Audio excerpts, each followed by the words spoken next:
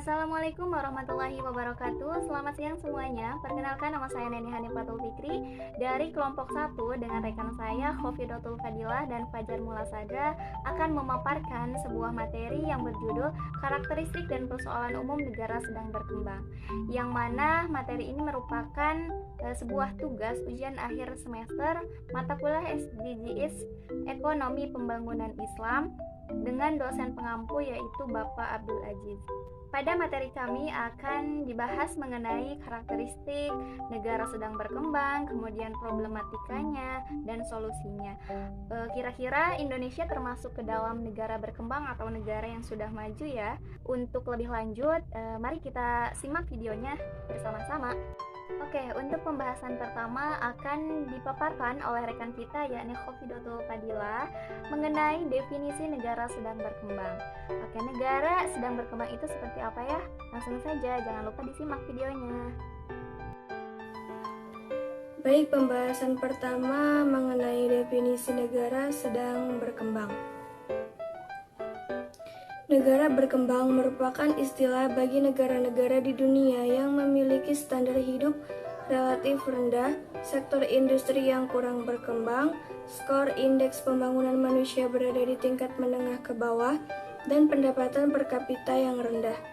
Negara-negara yang dikategorikan sebagai negara berkembang berarti belum mencapai tingkat negara maju. Sebagian besar negara berkembang merupakan negara-negara di Afrika, Amerika Tengah, negara di Laut Karibia, negara-negara Arab, dan negara di Asia Tenggara. Maksud dari standar hidup yang rendah bisa didefinisikan dalam bentuk jumlah pendapatan uang yang sangat sedikit, perumahan yang kurang layak, kesehatan yang buruk, pendidikan yang rendah, angka kematian yang tinggi, dan peluang mendapatkan pekerjaan rendah. Sedangkan sektor industri yang kurang berkembang, sektor industri merupakan salah satu sektor yang mampu mendorong percepatan pertumbuhan ekonomi. Ini disebabkan karena sektor industri memiliki peranan untuk mengatasi masalah pengangguran karena ada lapangan kerja. Jadi bisa disimpulkan bahwa sektor industri memainkan peran penting sebagai penggerak dan penopang utama perekonomian nasional.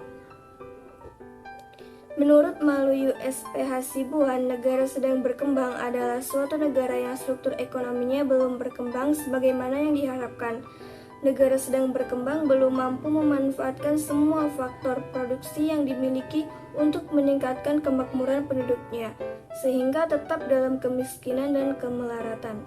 Sedangkan menurut Simon Kuznets, negara berkembang adalah ketidakmampuan suatu negara untuk menyediakan tingkat kehidupan yang layak bagi sebagian besar penduduknya, sehingga menimbulkan kemiskinan dan kemelaratan. Berdasarkan pendapat dari berbagai ahli tersebut, dapat disimpulkan bahwa negara sedang berkembang adalah negara yang belum mampu dalam menyediakan kehidupan layak bagi penduduknya dari berbagai segi aspek yang menyebabkan tingkat kesejahteraan penduduknya belum baik. Setelah membahas mengenai definisi negara berkembang, selanjutnya kita akan membahas karakteristik negara sedang berkembang. Yang pertama ada impor lebih besar dibandingkan ekspor. Impor tersebut dilakukan untuk negara berkembang mengalami keterbatasan teknologi dan keahlian sehingga membutuhkan barang yang dibawa dari negara lain demi memenuhi kebutuhan. Dengan adanya impor berarti negara harus mengeluarkan uang yang tidak sedikit. Hal tersebut juga bisa berimbas pada kesejahteraan masyarakatnya. Kemudian yang kedua yaitu tingginya angka kelahiran.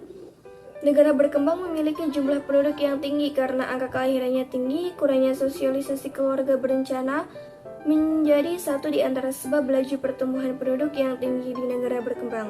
Tingginya angka kelahiran juga didorong oleh pernikahan dini, rendahnya tingkat pendidikan, dan lain sebagainya. Baik, pembahasan selanjutnya akan disampaikan oleh pemateri selanjutnya. Selanjutnya adalah tingkat pengangguran tinggi. Akibat dari tingginya pertumbuhan penduduk mengakibatkan persaingan untuk mendapatkan pekerjaan menjadi tinggi. Jumlah tenaga kerja lebih banyak daripada kesempatan lapangan kerja. Kesempatan lapangan kerja yang tersedia dan tingkat pertumbuhan keduanya yang tidak seimbang dari waktu ke waktu. Selanjutnya, tingkat pendidikan yang rendah. Rendahnya tingkat pendidikan seringkali sebanding dengan tingginya laju pertumbuhan penduduk. Maka tidak heran jika dua faktor itu mempengaruhi pendapatan per kapita dalam sebuah negara. Selain itu, rendahnya ekonomi negara berkembang mengakibatkan kurangnya fasilitas yang memadai. Selanjutnya yang kelima, kualitas hidup rendah. Akibat rendahnya tingkat penghasilan, masyarakat mengalami kesulitan untuk memenuhi kebutuhan pokok, pendidikan, kesehatan, dan lain-lain. Banyak yang kekurangan gizi, tidak bisa baca tulis, rentan terkena penyakit, dan lain sebagainya. Selanjutnya yang keenam, ketergantungan pada sektor pertanian atau primer. Umumnya masyarakat adalah bermata pencaharian petani dengan ketergantungan yang tinggi akan hasil sektor pertanian. Sedangkan pada negara maju, sektor pertanian merupakan pekerjaan sampingan. Baik, melanjutkan dari rekan saya mengenai problematika negara sedang berkembang, yaitu ada beberapa aspek. Yang pertama, aspek ekonomi, di mana terjadinya ketimpangan ekonomi. Nah, ketimpangan ekonomi sendiri merupakan suatu keadaan di mana gap distribusi pendapatan antar kelompok masyarakat yang berpendapatan tinggi dengan masyarakat yang berpendapatan rendah. Nah, kemudian ekonominya sendiri di negara berkembang itu masih rendah karena memang sangat banyak tingkat penganggurannya.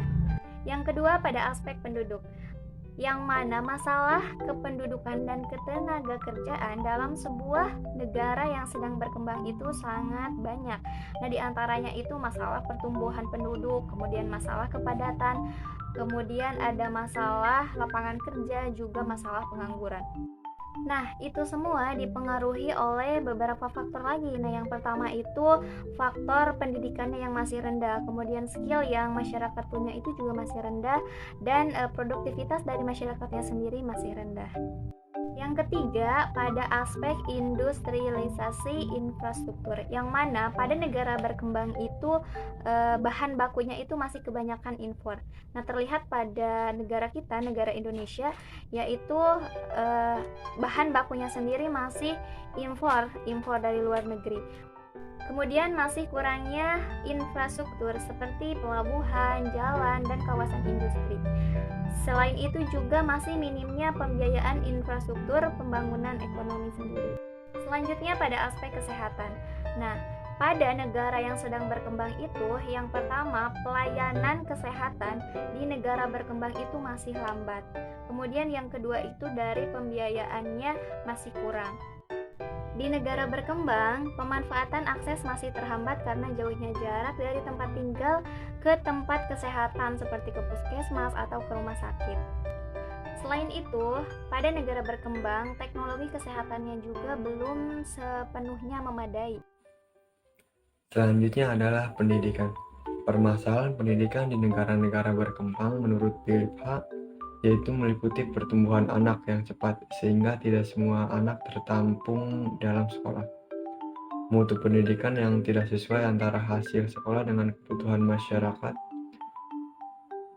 kurangnya sumber dana dan efisiensi kerja, rendahnya mutu pendidikan yang kemudian melahirkan masalah-masalah seperti adanya tingkat nilai huruf yang rendah, pemerataan pendidikan yang rendah, serta standar proses pendidikan yang relatif kurang memenuhi standar atau syarat. Kesadaran akan pentingnya pendidikan juga masih kurang karena beberapa faktor seperti budaya atau cara berpikir masyarakat, serta adanya motivasi dan kurangnya dukungan dari pemerintah bagi masyarakat untuk mengenyam pendidikan yang lebih baik. Yang selanjutnya adalah kemiskinan. Kemiskinan memiliki banyak bentuk, berubah dari satu tempat ke tempat lainnya dan antar waktu, serta memiliki solusi yang berbeda. Kemiskinan akan berdampak pada kualitas dan standar hidup yang rendah. Standar hidup rendah dapat secara nyata terlihat dari tingkat kemiskinan masyarakat yang tinggi, tingkat pendapatannya yang rendah, tingkat pendidikannya rendah, konsumsi nutrisi rendah, dan yang lain-lain. Berdasarkan laporan dari Bank Dunia, jumlah penduduk miskin di dunia mencapai 15,27% dari total populasi. Apabila dibandingkan antara kelompok negara anggota Organisasi Kerjasama Islam atau OKI Dengan non-OKI, jumlah penduduk miskin di negara OKI mencapai 18,91%. Sedangkan di luar OKI mencapai 11,62% dari masing-masing populasi. Baik, selanjutnya saya serahkan kembali kepada moderator. Oke, pemaparan materi sudah selesai disampaikan. Semoga bisa bermanfaat untuk kita semua. Kurang lebihnya saya mohon maaf. Wabillahi taufiq wal hidayah. Wassalamualaikum warahmatullahi wabarakatuh.